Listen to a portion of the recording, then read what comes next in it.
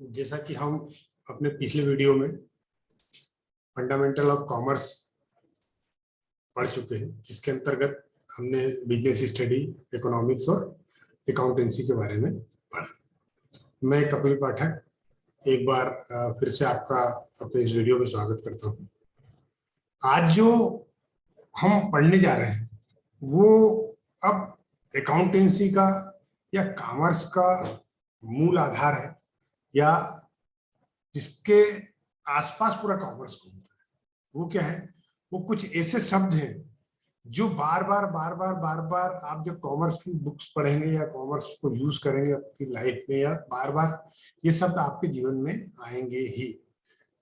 तो जो सबसे पहला शब्द कॉमर्स का, कोई भी स्टूडेंट हो अगर वो कॉमर्स से जुड़ा है और उसके दिमाग में अगर कॉमर्स शब्द भी उसके अगर दिमाग में है, तो उसके लिए जो सबसे पहला शब्द है वो बिजनेस, इसे हिंदी में हम व्यापार कहते हैं। अब बिजनेस के आप कुछ भी हो, आप भले अगर नौकरी कर रहे हैं तो भी आप एक बिजनेस से जुड़े होते हैं। कहीं ना कहीं आपके जीवन में बिजनेस आ ही जाता है, आप चाहे या ना चाहे बिजनेस आपके जीवन में आ जाता है। कैसे आ जाता है बिजनेस? अब बिजनेस का पहले अर्थ समझ लेते हैं, हम व्यापार या बिजनेस का अर्थ समझ लेते हैं। बहुत सीधा और सिंपल सा अर्थ है कि क्रय और विक्रय। क्रय विक्रय का क्या मतलब है भाई? क्रय विक्रय का सीधा सा मतलब है कि आप रोज आपके जीवन में क्रय विक्रय करते हैं, रोजमर्रा की चीजें खरीदते हैं, किसी किराने की दुकान पे जाते हैं तो क्रय विक्रय करते हैं, आप कपड़े लेने जाते हैं तो क्रय विक्रय, मेडिकल पे जाते हैं तो दवाई होती है तो आप क्रय विक्रय करते हैं। तो क्रय करते हैं मतलब आप खरीदते हैं, आप कस्टमर है, और विक्रय करने वाला कौन सा है? व्यापारी है, जिसका व्यापार है, जिसका बिजनेस है। तो उसके लिए वो बिजनेस है और आपके लिए ट्रेड है और आपके लिए ट्रांजेक्शन है। तो अब ट्रांजेक्शन की बात आ गई, लिए बात करते करते एक नया शब्द मिल गया, ट्रांजेक्शन। तो ट्रांजेक्शन क्या है इसको देख लेते हैं हम। जब एक व्यापार अपने सौदों का लेन देन करता है, एक व्यापारी अपने सौदों का लेन देन करता है, तो वो ट्रांजेक्शन कहलाता है। एक व्यापार, एक सौदा कई सारे ट्रांजेक्शन से मिलके कंप्लीट होता है। ऐसा नहीं होता कि सिर्फ आपने खरीद लिया बेच लिया, कई बार एक से ज्यादा ट्रांजेक्शन करना पड़ते हैं। तो ये एक अलग शब्द है किससे? व्यापार से। अब क्या है ट्रांजेक्शन? डेफिनेशन क्या कहलाती है? Complete. A transaction is a completed against between a buyer and seller to exchange goods, services और financial assets in return of money. अर्थात जो सौदा है उसके अंदर क्या होना चाहिए? ट्रांजेक्शन के अंदर क्या होना चाहिए? एक तो एग्रीमेंट होना चाहिए। अब एग्रीमेंट कैसे होगा? आप बोलोगे साहब तो कभी एग्रीमेंट करते नहीं, हम इतनी बार दुकान से सामान खरीद लिया, आज तक हमने एग्रीमेंट किया क्या? तो साहब यहाँ एग्रीमेंट का मतलब दूसरा होता है। क्या होता है एग्रीमेंट?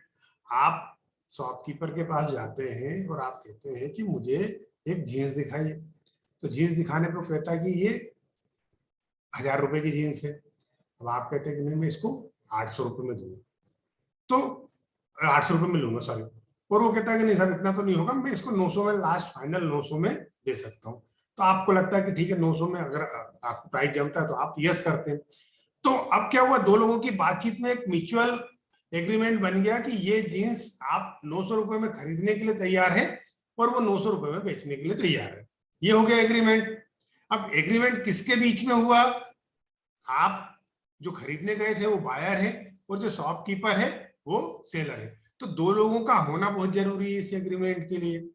अब इस एग्रीमेंट का सेकंड पार्ट क्या है कि आप बोलते हैं साहब ठीक है आपको पसंद है बिल बना दो, आप कहते हैं हाँ बिल बना दीजिए। तो बिल बनाने का मतलब हो गया कि वो एग्रीमेंट फाइनल हो गया। अब इसके बदले में क्या होगा? Exchange of goods. ठीक है, आपको वो गुड्स देगा, माल देगा, जो भी जीन्स वगैरह जो भी है। अब मान लो दुकानदार नहीं है वो, थोड़ी देर के लिए मान लीजिए दुकानदार नहीं, अब आपने किसी की सर्विसेज ली।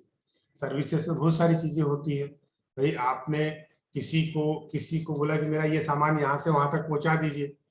एक ट्रक वाले को, ट्रांसपोर्टर को बोला कि मेरा ये सामान इस एक स्थान से दूसरे स्थान पर पहुंचाना है। तो ये सर्विस हो गई आपका। फिर वहां पे एग्रीमेंट आ गया।